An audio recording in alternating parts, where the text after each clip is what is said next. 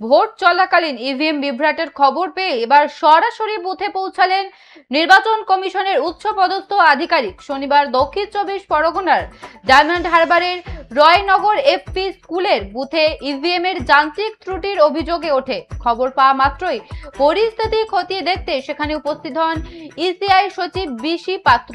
তিনি বুথে গিয়ে প্রিসাইডিং অফিসারের সঙ্গে কথা বলেন এবং ভোটদান প্রক্রিয়ায় কোনো বড়সড় ব্যাঘাত ঘটেছে কি না তা খতিয়ে দেখেন। ভোটারদের যাতে কোনো হয়রানি না হয় এবং ভোটদান প্রক্রিয়া যাতে স্বচ্ছ থাকে সেই বিষয়ে কড়া নির্দেশ দেন সচিব বিসি পাত্র।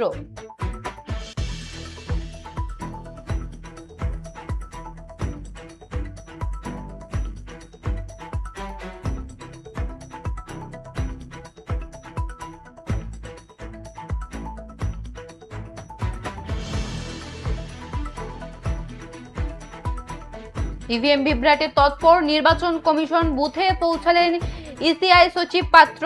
ভোট চলাকালীন ইভিএম বিভ্রাটের খবর পেয়ে এবার সরাসরি বুথে পৌঁছালেন নির্বাচন কমিশনের উচ্চপদস্থ আধিকারিক। শনিবার দক্ষিণ 24 পরগনার ডায়মন্ড হারবারের রায়নগর এফপি স্কুলের বুথে ইভিএম এ যান্ত্রিক ত্রুটির অভিযোগ ওঠে। খবর পাওয়া মাত্রই পরিস্থিতি খতিয়ে দেখতে সেখানে উপস্থিত হন ইসিআই সচিব বিসি পাত্র। তিনি বুথে গিয়ে প্রিসাইডিং অফিসারের সঙ্গে কথা বলেন এবং ভোটদান প্রক্রিয়ায় কোনো বড়সড় ব্যাঘাত ঘটেছে কি না তা খতিয়ে দেখেন।